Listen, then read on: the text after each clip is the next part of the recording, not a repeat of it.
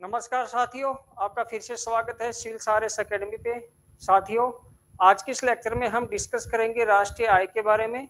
साथियों, आपने कई बार सुना होगा राष्ट्रीय आय, जीडीपी, ठीक है, एनडीपी, एलएनपी, जीएनपी, ये सब क्या होती है। तो आपको बहुत ज़्यादा संशय रहता है। जो हिंदी मीडियम के विद्यार्थी हैं या जिनके पास इकोनॉमिक्स नहीं रहा, उनके लिए एक थोड़ा सा डिफिकल्ट पड़ता है समझना, लेकिन हम इसको बिल्कुल इजी भाषा में समझेंगे, ठीक है। तो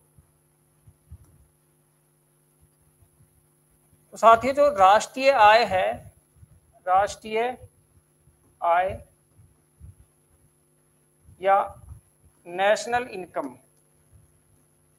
नेशनल इनकम, अब ये राष्ट्रीय आय है। आज के टॉपिक में हम जो डिस्कस करेंगे, इसका एक तो हम देखेंगे पृष्ठभूमि, पृष्ठभूमि यानी राष्ट्रीय आय के मापन का जो बैकग्राउंड है, उस बैकग्राउंड के बारे में हम डिस्कस करेंगे। तो दूसरा हम बात करेंगे राष्ट्रीय आय का मापन। अब मापन में हम तीन चीजें देखेंगे। वो तीन चीजें कौन कौन सी है? पहला तो ये है कि राष्ट्रीय आय के मापन का आधार क्या है, मापन का आधार क्या है। दूसरा हम देखेंगे कि राष्ट्रीय आय के मापन की विधियां कौन कौन सी हैं, विधियां, मेथड्स कौन कौन से हैं। और तीसरा हम देखेंगे कि राष्ट्रीय आय के मापन की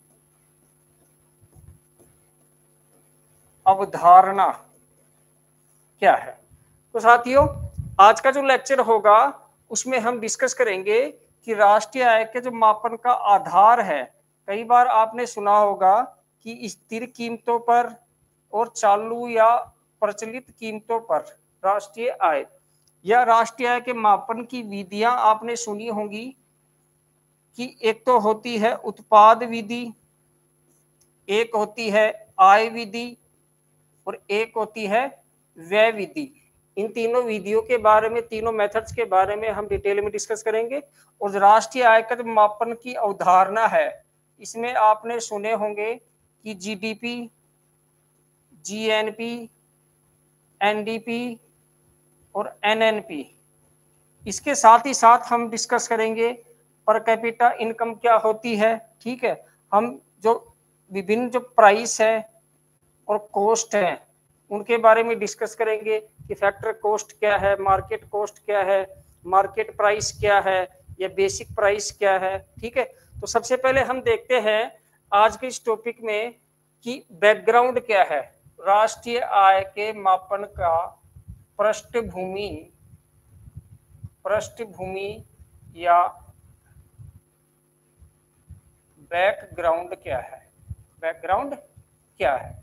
अब साथियों, बैकग्राउंड को समझने के लिए हमें इसे दो प्रकार से समझना होगा कि पहला तो हम ये देखेंगे कि आज़ादी से पहले यानी प्री इंडिपेंडेंस और आज़ादी के बाद यानी पोस्ट इंडिपेंडेंस राष्ट्रीय आय के मापन के लिए कौन कौन से प्रयास किए गए थे। तो सबसे पहले देखते हैं स्वतंत्रता से पूर्व, स्वतंत्रता से पूर्व।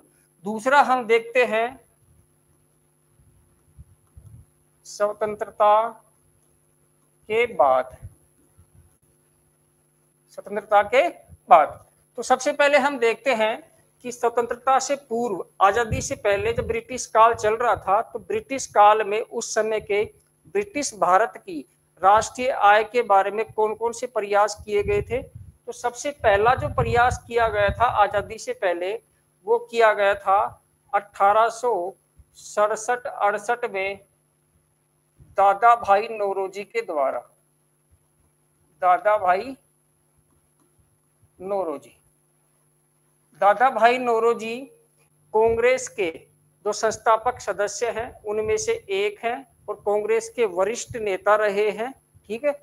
इसी के साथ साथ दादा भाई नौरोजी ब्रिटिश पार्लियामेंट के भी सदस्य रहे हैं और दादा भाई नौरोजी उस समय के एक अच्छे विद्वान थे, एक इकोनॉमिस्ट थे और इकोनॉमी के बारे में अच्छी समझ रखते थे।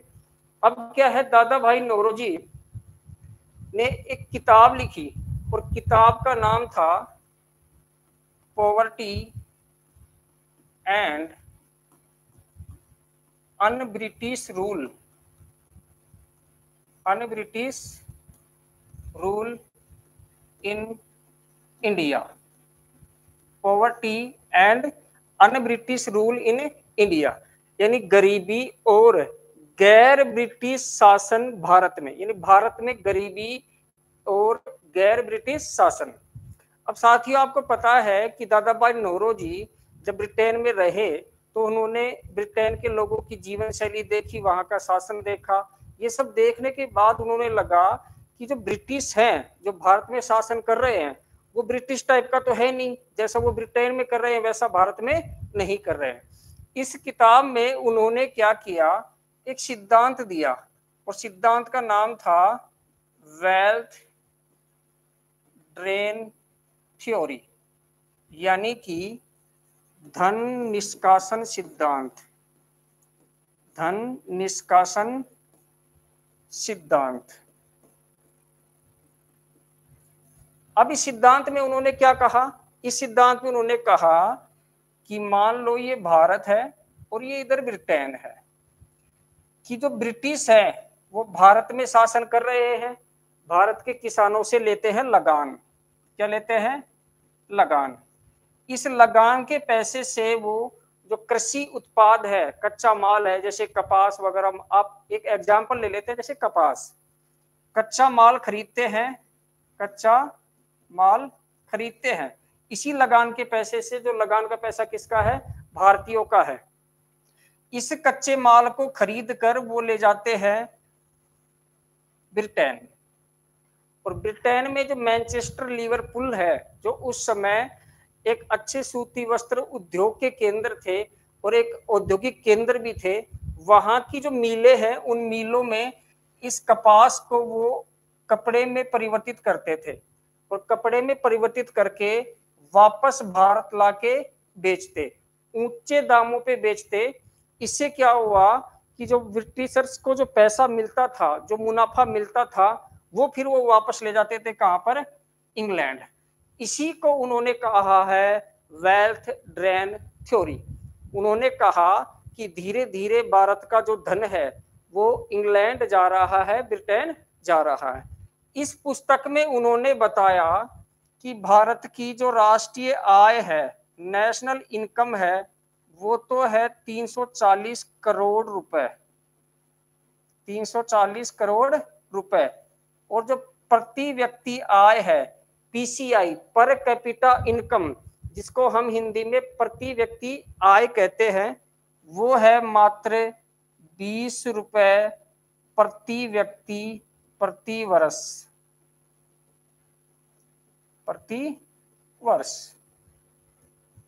ठीक है, तो आप समझ गए होंगे कि दादा भाई नौरोजी ने सबसे पहले भारत में, यानी ब्रिटिश भारत में राष्ट्रीय आय के अनुमान लगाए थे। तो ये प्रथम व्यक्ति है, प्रथम जो राष्ट्रीय आय, नेशनल इनकम के अनुमान लगाए थे, वो किसने लगाए, दादा भाई नौरोजी ने।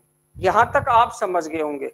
इसके बाद क्या हुआ साथियों कि कुछ थोड़े थोड़े प्रयास होते रहे, जैसे 1899 में विलियम डिग्बी, विलियम डिग्बी, इन्होंने भी राष्ट्रीय आय के अनुमान लगाने का प्रयास किया।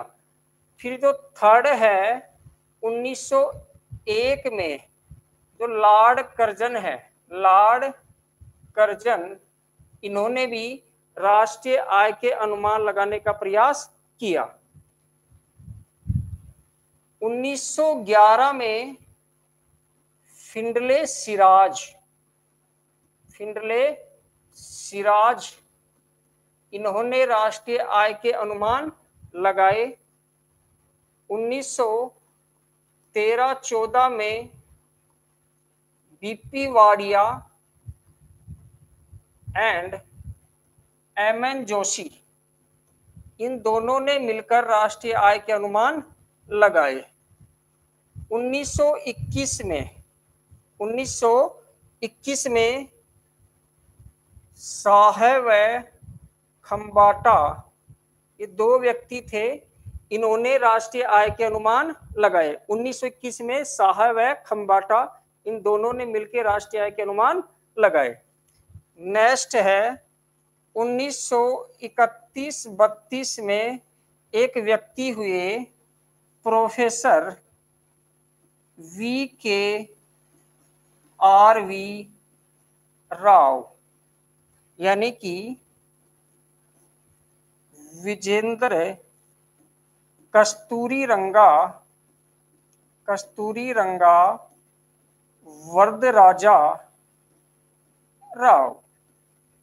ये एक इकोनॉमिस्ट थे और इन्होंने क्या किया, 1931-32 में एक किताब लिखी, एक आर्टिकल लिखा, एन ऐसे ऑन इंडियाज नेशनल इनकम 1925-29।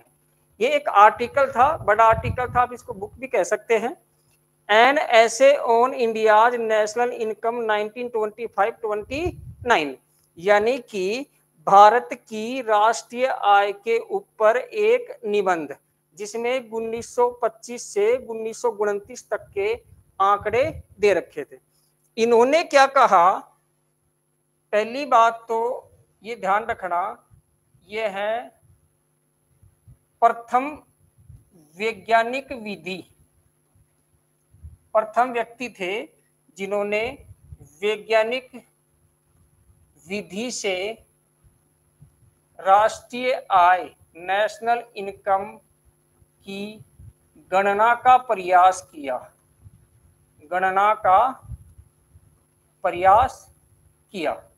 पहला तो ये ध्यान रखना कि VKRV राव है, ये प्रथम व्यक्ति थे जिन्होंने वैज्ञानिक विधि से राष्ट्रीय आय की गणना का प्रयास किया। इससे पहले ये जितने भी हैं, इन्होंने सिर्फ अनुमान लगाए थे कि इतनी हो सकती है, ठीक है। दूसरा, इन्होंने क्या किया कि भारतीय अर्थव्यवस्था को दो भागों में बांटा, भारतीय अर्थव्यवस्था को दो भागों में बांटा, प्राथमिक क्षेत्र और द्वितीयक क्षेत्र। दूसरा काम इन्होंने क्या किया, भारतीय अर्थव्यवस्था को दो भागों में डिवाइड कर दिया। तीसरा, इन्होंने क्या किया, राष्ट्रीय आय बताई। अब राष्ट्रीय आय में इन्होंने एक तो बताई ग्रोस, सकल आय, तो सकल आय बताई इन्होंने 2300 करोड़ रुपए, 2300 करोड़ रुपए। एक बताई इन्होंने नेट नेशनल इनकम, यानी कि शुद्ध राष्ट्रीय आय, वो बताई इन्होंने 2000 करोड़ रुपए, 2000 करोड़ रुपए। तीसरा, इन्होंने क्या किया, PCI, यानी कि पर कैपिटा इनकम, प्रति व्यक्ति आय जो बताई, वो इन्होंने बताई 62 रुपए प्रति व्यक्ति प्रति वर्ष। तो इस तरह से डॉक्टर प्रोफेसर VKRV राव हैं, ये प्रथम व्यक्ति थे जिन्होंने वैज्ञानिक विधि से गणना की, अर्थव्यवस्था को दो भागों में बांटा, ग्रोस नेशनल इनकम बताई, नेट नेशनल इनकम बताई और प्रति व्यक्ति आय बताई। अब साथियों, इसके बाद जो 8वां प्रयास किया गया, वो किया गया प्रोफेसर RC देसाई द्वारा। तो आजादी से पहले ये 8 प्रयास किए गए थे, ठीक है। इन्होंने 1931 से 40 तक की राष्ट्रीय आय बताने का प्रयास किया। अब हम डिस्कस करते हैं इससे आगे कि स्वतंत्रता के बाद, स्वतंत्रता के बाद राष्ट्रीय आय के प्रयास। अब साथियों स्वतंत्रता के बाद क्या हुआ कि सरकार ने 4 अगस्त 1949 को एक राष्ट्रीय आय समिति का गठन किया। राष्ट्रीय आय समिति यानी कि नेशनल इनकम कमेटी का गठन किया। कब? 4 अगस्त 1949 को। इस समिति के जो अध्यक्ष थे, अध्यक्ष बनाया गया पीसी महालनोबिस। पीसी महालनोबिस यानी कि प्रशांत चंद्र महालनोबिस, इनको क्या किया गया? इस समिति का अध्यक्ष बनाया गया। साथियों आप ध्यान रखना, भारत में राष्ट्रीय आय का जनक पूछा जाए आपसे तो दादा भाई नौरोजी, लेकिन व्यवस्थित राष्ट्रीय आय की गणना के जनक पूछा जाए तो पीसी महालनोबिस यानी कि प्रशांत चंद्र महालनोबिस। ठीक है। अब इस समिति में अध्यक्ष हो गया, 2 थे सदस्य। सदस्य नंबर 1 पे था डी.आर. गोडगिल। डी.आर. गोडगिल ये एक प्रोफेसर थे। और सदस्य नंबर 2 पे थे professor V K R V. Rao. Professor V K R V. Rao. अब क्या हुआ कि इसके एक सचिव भी थे, एक सचिव। और सचिव कौन थे?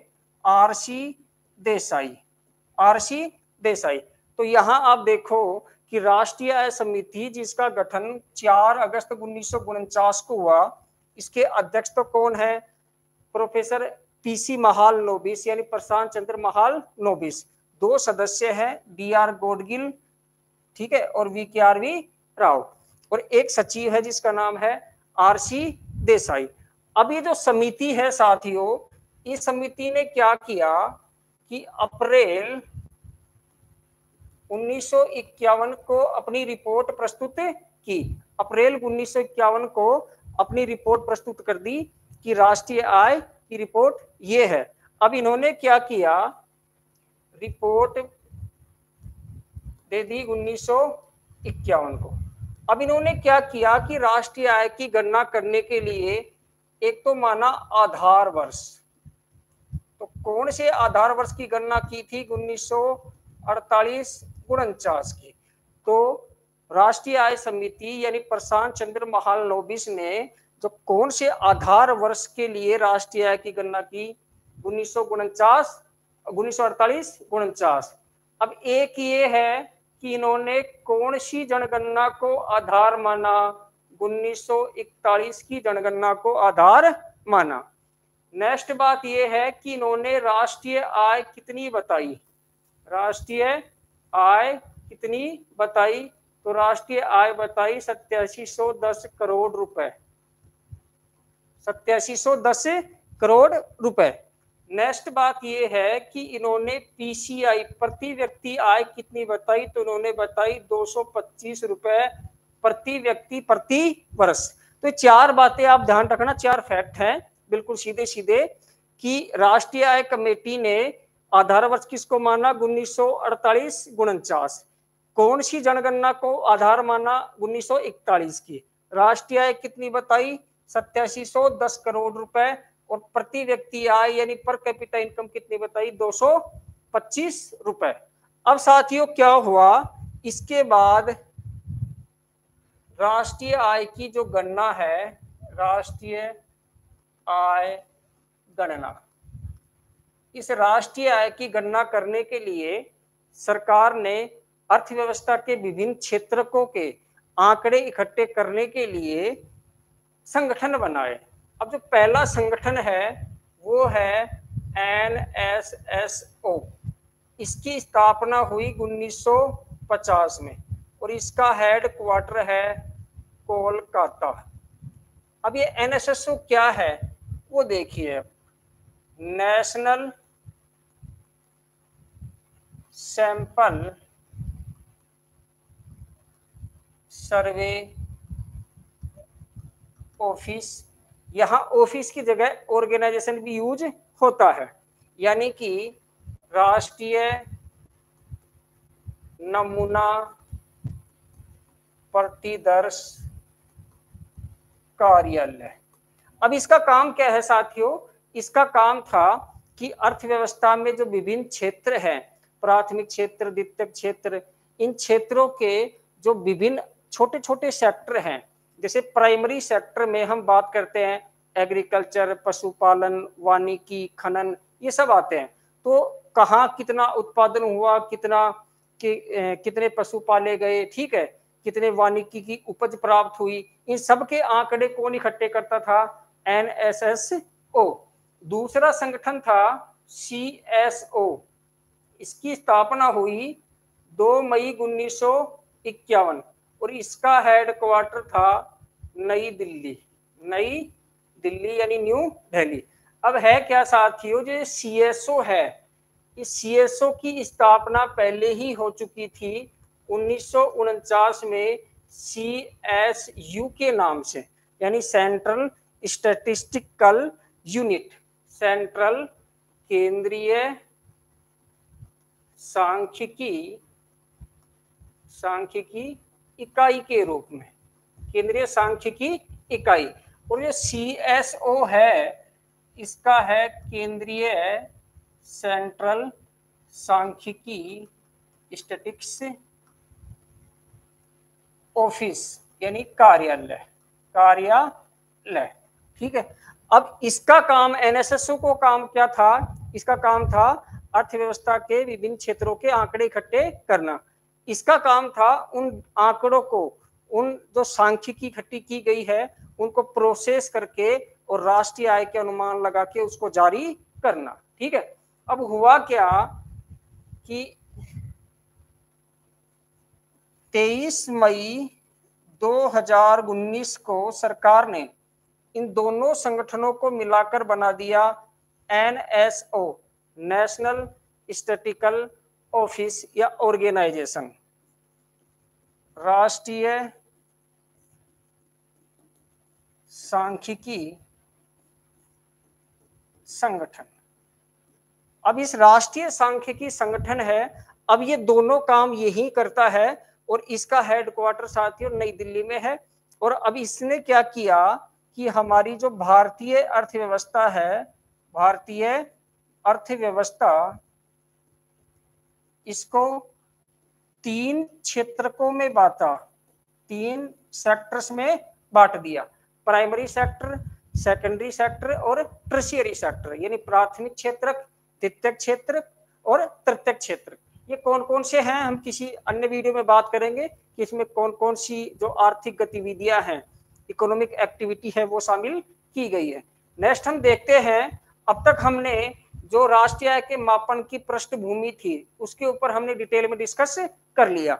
अब हम देखते हैं राष्ट्रीय आय के मापन का आधार, राष्ट्रीय आय के मापन का आधार। अब साथियों राष्ट्रीय आय का जो मापन किया जाता है ये 2 आधारों पर किया जाता है, 2 आधारों पर। पहला है स्थिर कीमतों पर, स्थिर कीमतों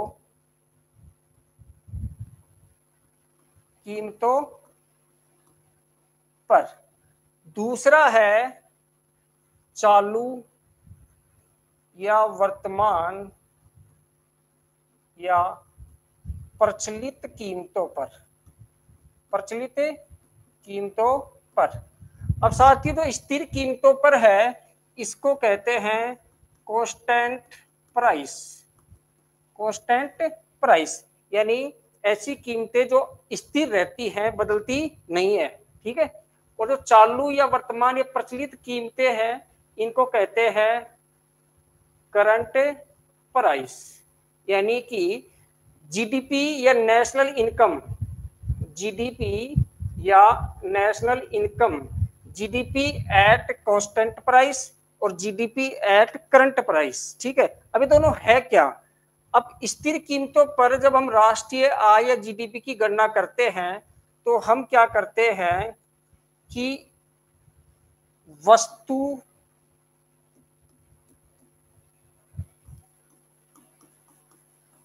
अंतिम वस्तुओं एवं सेवाओं के मौद्रिक मूल्य को एक आधार वर्ष पर ज्ञात करते हैं। यानी कि एक बेस ईयर मान लेते हैं, एक आधार वर्ष मान लेते हैं, उस पर क्या करते हैं, ज्ञात करते हैं।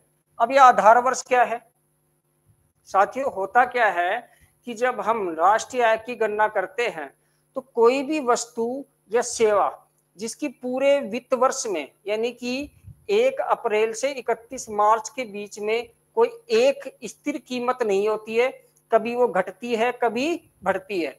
इससे बचने के लिए क्या करते हैं, एक आधार वर्ष मान लेते हैं कि उस आधार वर्ष में किसी वस्तु या सेवा की ये एक निश्चित कीमत थी। इस आधार वर्ष को अब तक 7 बार परिवर्तित किया गया है। अब ये 7 बार कौन कौन से हैं वो आप देख लीजिए एक बार।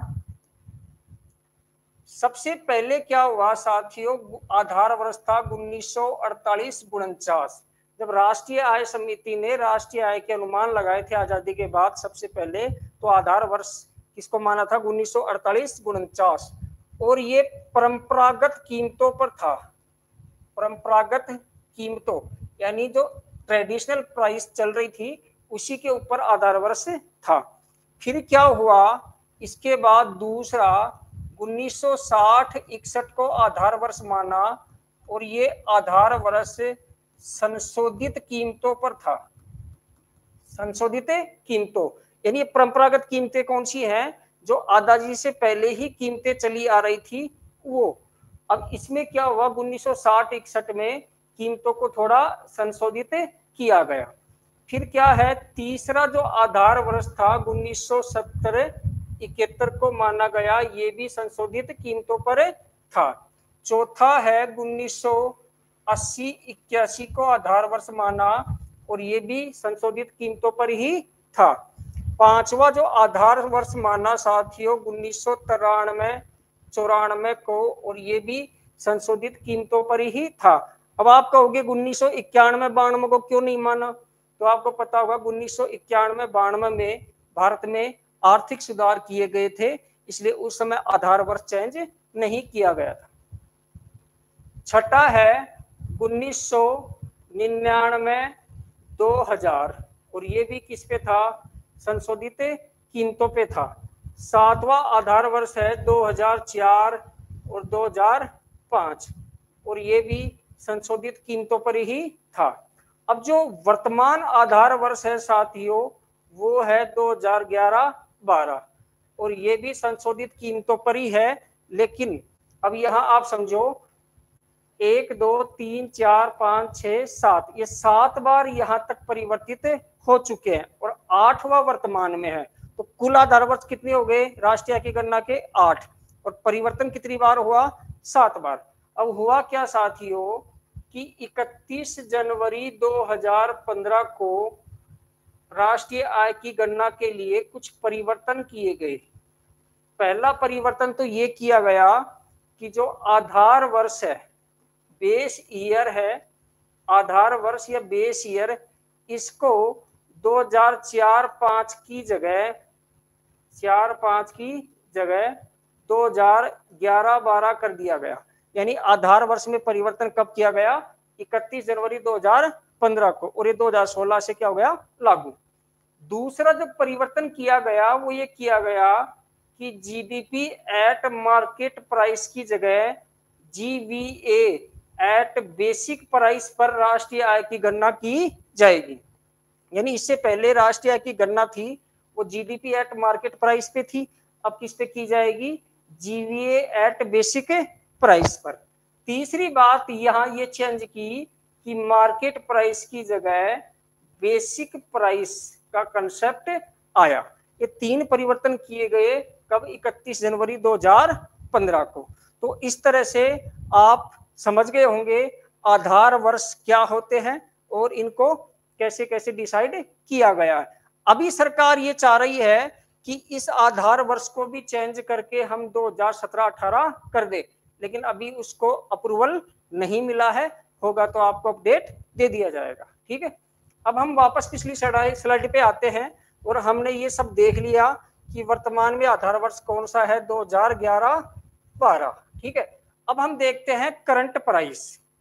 अब करंट प्राइस पे क्या होता है साथियों कि जो वर्तमान या चालू या प्रचलित जो वर्तमान की अगर किसी भी वस्तु और सेवा की कीमत है आज के दिन की, उसके आधार पर जीडीपी की गणना या राष्ट्रीय आय की गणना की जाती है। अब यहाँ दो चीज समझने योग्य है, इसको कहते हैं रियल जीडीपी यानी कि वास्तविक जीडीपी, इसको कहते हैं नॉमिनल जीडीपी यानी कि नाममात्र जीडीपी। ये दोनों आप ध्यान रखो कि वास्तविक जीडीपी और नाममात्र जीडीपी। अब इसमें है क्या वो देखो आप कि एक तरफ है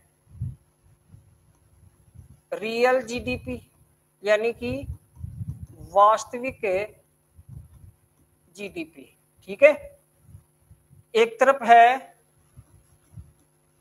नॉमिनल जीडीपी यानी कि नाममात्र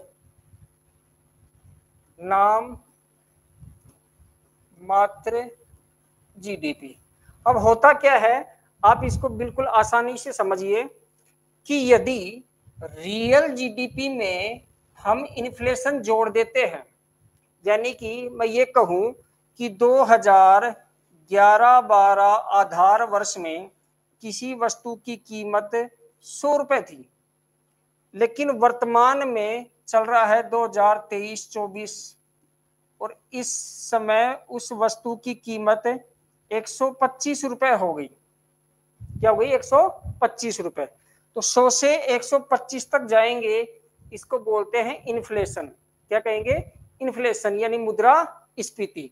यदि हम रियल जीडीपी यानी स्थिर कीमतों पर जो जीडीपी है उसमें हम मुद्रास्फीति जोड़ दें, मुद्रास्फीति प्लस कर देते हैं, तो हमें नाममात्र जीडीपी या नॉमिनल जीडीपी प्राप्त हो जाती है। अब इसका उल्टा करके देखो कि यदि हम नाममात्र जीडीपी में माइनस कर दे क्या, मुद्रास्फीति की दर, मुद्रास्फीति जो बढ़ी है वो दर, तो हमें क्या प्राप्त हो जाएगा? Real GDP. इसको बिल्कुल आप ऐसे समझ लो कि 100 और 125 का अंतर कितना आ गया? 25। यदि हम 100 में 25 प्लस कर दें, अब ये 25 क्या है? ये है मुद्रास्फीति की दर कि 2011-12 से और 2023-24 तक जो मुद्रास्फीति बढ़ी है वो कितनी है? 25 रुपए है। ठीक है, तो हमें क्या प्राप्त हो जाएगा? 125। और यदि हम इसमें से ये घटा देते हैं, -25 कर देते हैं 125 में से, तो हमें क्या प्राप्त हो जाएगा? 100। बिल्कुल इसी तरह से रियल जीडीपी में से अगर हम मुद्रास्फीति जोड़ देते हैं तो नॉमिनल जीडीपी प्राप्त हो जाती है, और नॉमिनल में अगर हम मुद्रास्फीति घटा देते हैं तो रियल जीडीपी प्राप्त हो जाती है। जब हम आर्थिक समृद्धि की बात करते हैं, हम इकोनॉमिक ग्रोथ की बात करते हैं, आपने कई बार सुना होगा कि जीडीपी इतने % बढ़ी है, इतनी वृद्धि दर रहेगी, ये सभी की सभी रियल जीडीपी पे ज्ञात की जाती है। यानी कि जो इकोनॉमिक ग्रोथ है वो रियल जीडीपी पे ही ज्ञात की जाती है। साथियों, आज के इस लेक्चर में हमने दो बातों पर डिस्कस किया, एक तो राष्ट्रीय आय के मापन की पृष्ठभूमि क्या है और एक राष्ट्रीय आय के मापन का आधार क्या है। ये इस टॉपिक का लेक्चर फर्स्ट था।